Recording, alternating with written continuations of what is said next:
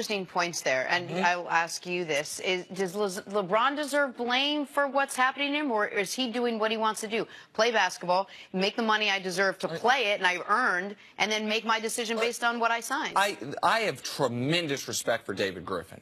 I don't know David Griffin personally, but we've developed something of like an internet camaraderie, if you will. I think he did a great job in Cleveland. I think he's going to do a great job with his next GM job, and I think he's done a great job on television, podcast, the whole thing. I think he's a little mistaken here. LeBron has not always signed one-year deals. And when LeBron makes his decision this offseason, I would bet a lot of money he does not sign one-year deals. The reason he has signed one-year deals in Cleveland this time around is because he does not trust that owner. And he should not trust that owner. The proof is David Griffin not being there. What do I mean? LeBron signed a one-year deal his first year back in Cleveland and then put pressure on the organization to do what they needed to do. They won a championship. He, after the championship, signs a 2-year deal. And what does the owner do the first summer that LeBron does not have freedom of movement? Doesn't bring back David Griffin. Doesn't bring back, trades Kyrie Irving despite LeBron not wanting him to. Objects and complains about where they are luxury tax-wise. So LeBron has no reason to give any faith to Dan Gilbert, and LeBron owes Dan Gilbert nothing. LeBron has helped make Dan Gilbert over $1 billion when he ends up selling this team. So the idea that LeBron should be concerned about, can we have a 40-yard view of this thing as opposed to a 5-yard view of this thing? Of course he shouldn't. The one time LeBron has removed the leverage, the owner didn't bring back the GM and traded away the second-best player, both against LeBron's wishes. So, of course, LeBron's right for signing one-year deals in Cleveland. I don't think he didn't do that in Miami, and I don't think he'll do that at his next spot. Yeah, with LeBron delivering one championship to Cleveland, anything he decided to do is not wrong. Or he already gave him what he promised he was going to give him, a championship. So what, they got a little bit less flexibility on the cap. But the things that Nick said, they're true. All these things happen. And to me, I don't know what Dan Gilbert was thinking, but to me, when LeBron went back home, to me, it wasn't home forever. It was home for now. And it is right. LeBron should try to win championships. He should never try to push it, position himself where it's about the future. LeBron's legacy is based on how many championship trophies can he hold.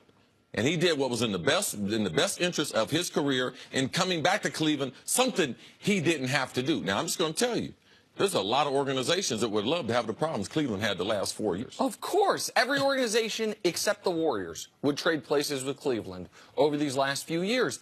And we really should look at what happened in the one offseason LeBron wasn't on a one-year deal. It's not only that David Griffin isn't brought back. It's not only that they trade Kyrie Irving against LeBron's wishes, but the trade that they make is one that looks towards the future instead of to right now. They take a lesser player in Isaiah Thomas compared to other offers they had because the Celtics attached a draft pick to it. If you can win a championship this year with LeBron James, we're seeing that right now. LeBron James at the peak of his powers. We think they have a very small chance of winning it because of the team around him. But if instead of getting Isaiah Thomas, Jay Crowder, and a draft pick, you had gotten a better return, you had gotten Paul George, they ended up saying they didn't want to trade for Paul George because Paul George wouldn't commit long term. Again, they only do that because LeBron couldn't hold their feet to the fire. Listen, guys, I'll leave. I'll leave right here and now. But do you understand the second fold of it, what you're saying, which is when he does sign these one-term deals and he is making all that money, then there is no formula for sustainability. Then the next year that he leaves, you're sort of left with whatever the Cavs are going to be left with when LeBron leaves next year, which isn't much. Or are you saying it shouldn't matter and it shouldn't be LeBron? I don't think certainly it's not LeBron's responsibility, but I don't think it should matter either. And you're thinking teams would take that chance and have him for the I also think that Danny, go ahead, C. It's LeBron's responsibility to take care of his own business. He don't own the Cavs. He owns LeBron James Inc. That's what he owns. And he delivered what any player wants to deliver to a franchise. And Nick mentioned it. Not only do you get the championship, but you get the cachet as far as LeBron James was with this organization, the overall evaluation of that organization. So there's no need to sit around and cry. To me, David Griffin, a little bit is about also trying to explain why he got fired.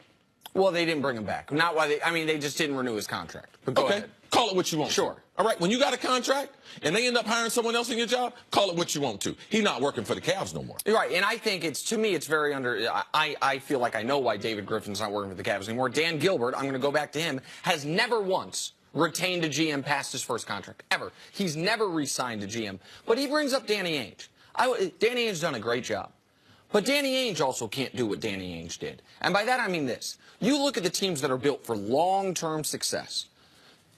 What built Boston for that was one of the greatest heists in league history with the Brooklyn Nets, that no one thought Brooklyn was going to be as bad as they were, as quick as they were. You had a Russian oligarch come in and buy the team, demand they compete for championships immediately. They mortgaged a decade of their future for Paul Pierce and Kevin Garnett. That's not duplicable or sustainable. You say, well, what about what Philly did? Okay, any organization can do what Philly did. Go through 5 years of hell. Not even trying to win, go do what Philly did. There aren't teams in the league that are simultaneously competing for rings and having a 10-year view of it. That doesn't exist. So I don't think this is a fair representation of the landscape. I also don't think it's a fair representation of what LeBron's been over the 15 years of his career. He signed 3 one-year deals in those 15 years total. All right, we're going to take a break. You know why? Because coming up next, look who's here. Well-dressed, dapper.